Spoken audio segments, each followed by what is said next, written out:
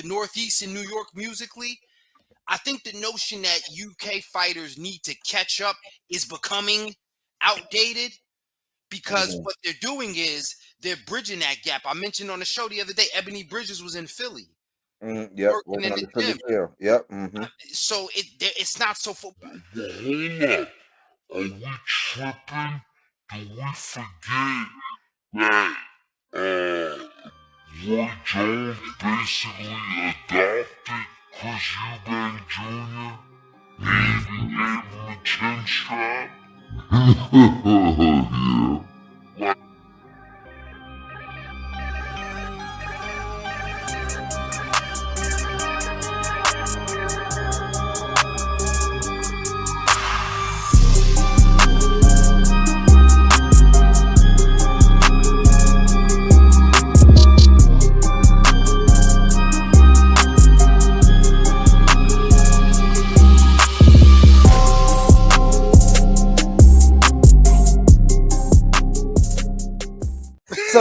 So maybe to a certain extent, if because I've seen this happen. What's his name? Elvis Rodriguez. He's one of the guys that got dropped from. He got dropped on one of them, said win or go homes. He slipped up. He went over to PBC because it is a popular theory that unless you get on and you make yourself hot, that they are the kind of company where if you have experience elsewhere and you kind of got some kind of numbers to support and you kind of made it to where you can survive and your record is pretty decent, you know what I'm saying, where you can kind of like garner a little bit of attention. They say that as a secondary company or after you already got your foundation, a la Top Rank, that PBC is a good place to go. Would you say that? Honestly, I think the way the game is going, and look at what Bud did, and I'm not saying that Black Prime is going to be the place, but I think, like we said, the boxing might get like the music industry, where so long as you don't have, people like Triller coming in and messing up the game, you might have legitimate people that say, yo, it don't matter if it's Koch Records. If you want me to distribute this album and you want to put your music out there and you got a fan base, bet on yourself and trust us. So I think there's going to be a point to where fighters can say, listen, I made a I did something for myself fighting in New York, fighting in Florida, fighting in Texas. I don't want to have to be tied up getting somebody put on my contract so they could take a percentage because they cool with the hot dog man and they got to add up all these percentages so I could get a good piece of it. I could cut all these fucking pieces out and stop worrying about how many people or how fat I got to make the pie so my percentage is palatable. So let me ask you this. Since they're pretty much known to make some of the biggest blockbuster deals with Floyd and Conor McGregor, and you had the Canelo Undisputed, they were going to be in charge of this deal had it went through with Bud and Spence. Is them being able to make the biggest deals? Because I'm drawing this analogy where streaming and the internet has hurt both industries. Definitely. The Fire Stick, it's interesting that we heard the conversation on Twitter and the Fire Stick was brought up. Out of all things, like, well, I got a Fire Stick too, you know what I'm saying? Like, because it's an element to where people are streaming. It's an element to where people aren't buying. Like me, I used to have the CD. I wanted to be able to play it at will. And then when you can actually buy it and put it inside your list, then I had to have that to where I want to go to that song when I want to. Yeah. You know what I'm saying? It's kind of different now with streaming. So are they in jeopardy of actually still being able to make the biggest deal? I think so. And let me float this out there. We come from that era of CDs to where you had to care about the physical condition of that music in order to retain its value. If somebody scratched it, you was willing to go and get another one. You had to physically care about it, right? Because we can't touch the music no more, we don't have to care about it.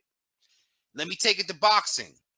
If they're not making fights that touch us emotionally, that we have to invest in it, we don't have to care about it. So PBC, when you got David Morrell Jr., 6-0 undefeated champion fighting in Minnesota, and he's Cuban, I mean, shit, my grandfather was part Cuban. I don't know too many Cubans in Minnesota. It's more Hmong people, Asians in fucking Minnesota. It's more Somalians in Minnesota. It's more Liberians in Minnesota than it is Cubans in Minnesota. It's more people in Chicago in Minnesota than it is Cubans in Minnesota. Why the fuck does PBC got this man undefeated with a WBA belt fighting in Minnesota? Man.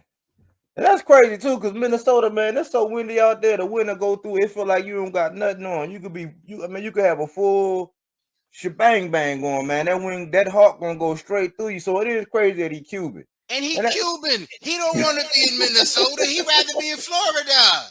Where the rest of the Cubans at? Yeah, I think Jamal James is up there. I think Jamal James be up there too. I don't know. I've been up there, man. I've been up and through there.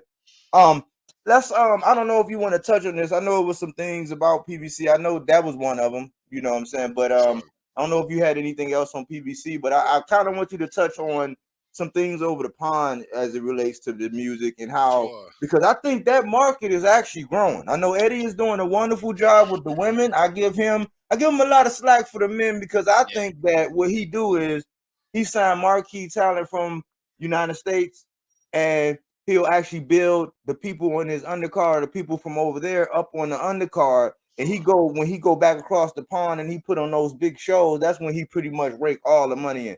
And shout out to Cookie Monster. Thank you. But I wanted you to touch on, the business over the pond, and maybe, tell everybody, what we may not know as it relates to this whole example that we're giving. Well, I'm going to use a drill analogy with this one. A lot of people don't know that, Chicago started what we know as drill rap. But when it come to New York drill, Brooklyn drill, Pop Smoke's producers was from London. They was from the UK. So London, the UK sound. I'll even take it back a step further. One of my favorite artists over the last 10 years has been Giggs. I've been listening to this guy since Walk in the Park. All my UK people want to know exactly what I'm talking about. Since Giggs and Dubs mixtapes, right? I say that to say the influence of the UK has been so present in boxing. Never mind the fact that they had us thinking about Eubank and Ben on the state side of things.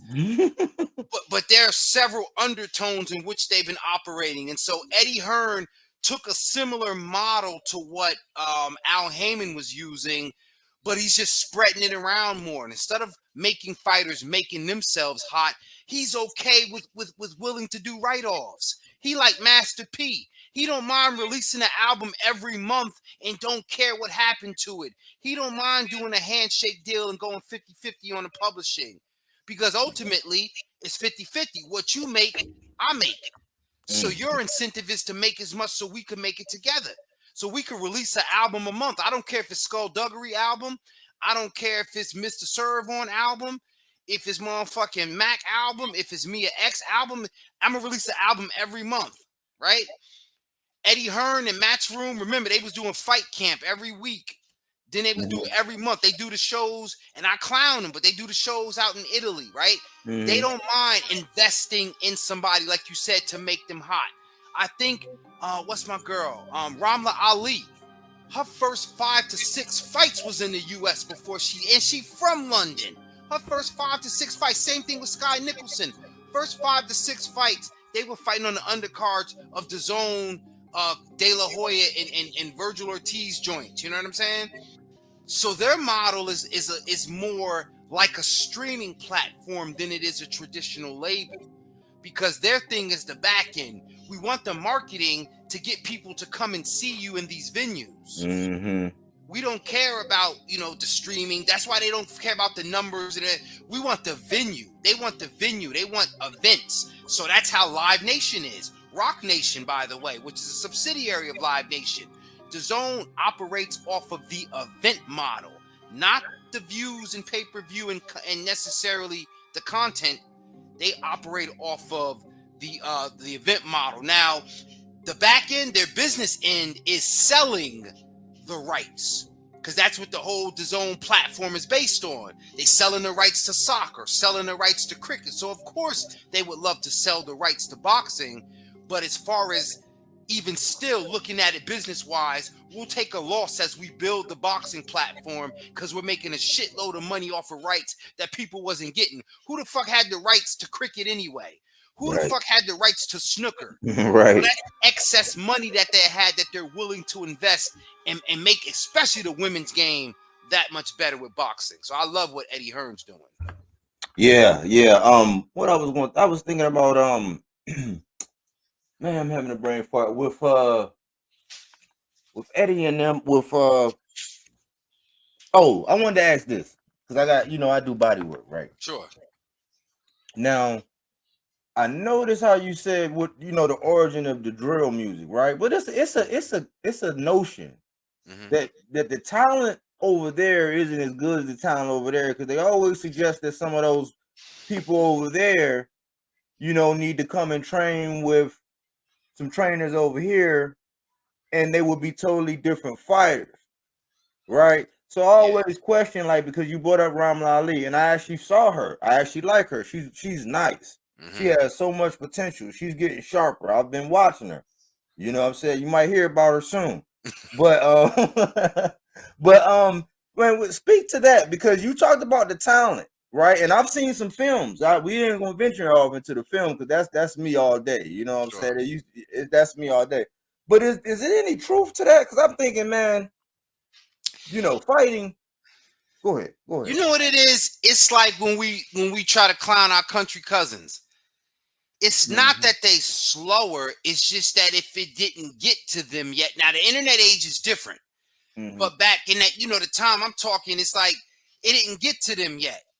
So they might not have had, access to the record stores. They ain't build a mall in that town yet, so they can't go to Sam Goody like we used to be able to do. So they didn't get on it yet. Hip hop is truly an American thing, and more specifically, it's an African American thing. It's a Black cultural thing. That's our thing. And as prolific as it is globally, the UK has similar environments, but not the same. But they're soon to catch up. So in the same way up north and the South caught up, and now the South has surpassed in a lot of ways the Northeast in New York musically. I think the notion that UK fighters need to catch up is becoming outdated, because what they're doing is they're bridging that gap. I mentioned on the show the other day, Ebony Bridges was in Philly. Yep, working in the gym. Yep. So it's not so. Well, hold up. Are we tripping? Do we forget that Roy Jones basically adopted Chris Eubank Jr. and even gave him a chin strap? Yeah. Like, you know what I'm saying? So will we say, like, now in a specific instance of Anthony Joshua, like, yeah, that was something that was needed, but because he was more representing the UK as a cultural icon, of course, you know what I'm saying? But again, when we came down to it, maybe come to stateside and get a little bit more work. So yes, it's always going to be true, because when people want to know hip hop, they got to come to New York. Right. So you want to get with this dominant style of boxing that we are known for. Really, it's Black people. They call it a slick athletic style, but they're really describing Black men. And the funny thing about it is European fighters are closer to adopting the type of slick athletic style more so. Caleb Plant is a one of a kind. That's why he get all the shine he get over here. But you've had Calzaghes, you've had Billy Joe Saunders, you've had guys like George Groves that slip and move, and because they watched us and they study. It's the reason why the Beatles loved Jimi Hendrix, because it's our shit. Right. Yeah, good one. Good answer. Two other things I want to ask you about. You can go anywhere you want with this. I'm just throwing this out because unless you have something else after this. One, can you speak to the Samson Lefkowiches and the Lou DeBellas of the world, and how do they relate? Because I know Lou, he kind of worked. I mean, he had a history with PBC for a while, and I think Wilder. And then we see his attachment with Bob, but then you have the Samson Lefkowitz, who seems to have more relationship with Al. But I heard that they're doing something else. I think that's over the pond. The other people we have relationships with like the Diego Pacheco, Pobellum. Yeah, break that down. I mean, if you can, anything you have on that. No, definitely, and this is great insight that we can share, and also, iron sharpens iron. So HBO boxing, when they went out, DeBella was instrumental in HBO boxing, as was Samson Liquids, right? New York guys, East Coast, right in the HBO offices right here in Midtown Manhattan, right? So their relationship was a lot closer with Top Rank. And at that time, Golden Boy, Al Heyman was still in the camp. So you had Steven Espinoza and Al Heyman still in that Golden Boy camp, and you had HBO just doing business with either, at the time, Golden Boy or Top Rank, pretty much. Now Mayweather wrinkled that up when he left Golden Boy. That was a big thing, right? That's why we had Bernard Hopkins fighting so late into his career, because Golden Boy didn't have nothing left. So when Al Heyman decided that he was going to try to take all of the fighters away from Golden Boy, which he basically did by saying, well, I'm not signing to my promotional company, I'm just signing on to be their manager. That's where you get the leverage of a Lickowitz, a DeBella, and so on. Because remember, Golden Boy is dissolving. HBO Sports is going down the tank. They're dissolving as well. These guys are familiar with each other. They're not certain if they're choosing sides, but relationships are there.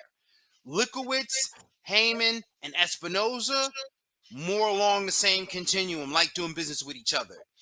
DeBella can do business with Heyman, but more did business with Bob Arum. Yeah.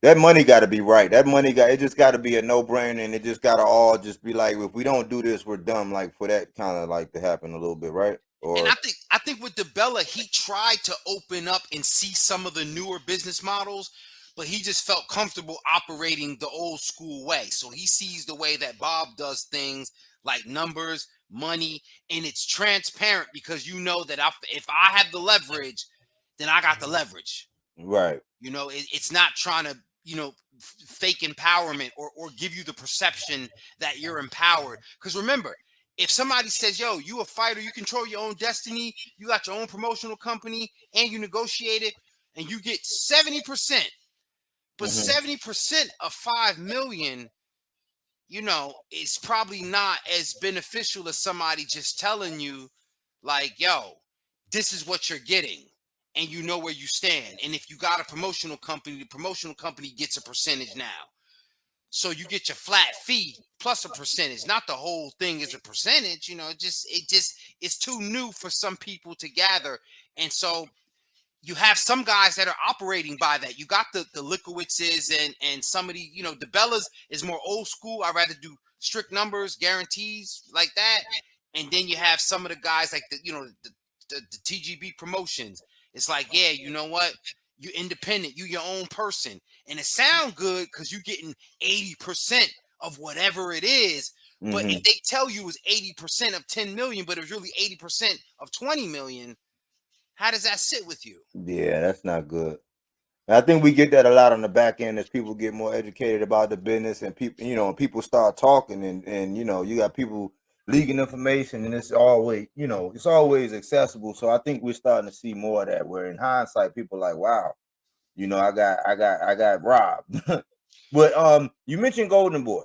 And if this will be the last thing for me, and I'll let you have whatever else you got. But this past couple episodes, Golden Boy was coming up. Golden Boy kept coming up, and right, because we were talking about Mongear. We was like, well, why Mongear and Charlo didn't happen, right? And I was analyzing it, because I rock hard for Charlo. I know he get a hard time. We gave him a reprieve because of the personal issues. We hoping, we sending positive vibes for him. But we was wondering, okay, because everybody was crying about him not having a name. And I'm like, well, if the face of boxing won't fight you, it's the history with Android. Plant had just came off the loss, so he's gonna look for a comeback. It was all these things. So we was like, okay, well, why that fight didn't happen? Golden Boy was a common denominator, right? Then we was thinking about Virgil, you know what I'm saying? Like Virgil and what happened with Bud, and I'm like, okay, cool. But it seems like when it comes Tank, how can I forget? This is the big one. Tank and Ryan. and this do-si-do thing, you know, to where it's like, are y'all just gonna do it? You know what I'm saying? Are y'all gonna dance? But I always see, and you can educate me, you know what I'm saying? You can enlighten me. But I always point the finger at Oscar, because he's kind of tricky. Now I know, you know, I don't know the whole history about how he was able to rebuild. You know, I don't know if you want to touch on that, but it seems to me that he kind of has some leverage, and I think that what he does is he actually communicates and has his fighter call out and attach themselves to a name. He get the chatty patties to start putting it out, and people are echoing it, and at the end of the day, he's saying, "No, we built Mongia, so we want to split the promotional. Well, it need to be split network, or you know, just like with Mongia and Charlo, that was the same excuse he used as to why that didn't happen. And well, blame Al. And I tried to talk to Al and Steven Espinosa. You know how he go and what he do. And I'm like, well, the common denominator is you, and the fact that the fighters that you have in those cases are all the B side. If you look at it, I got a perfect analogy. See, that's Diddy. He and his name is bigger than anybody on his company because his biggest artist is gone already. You can never build another artist like that. You know what I'm saying?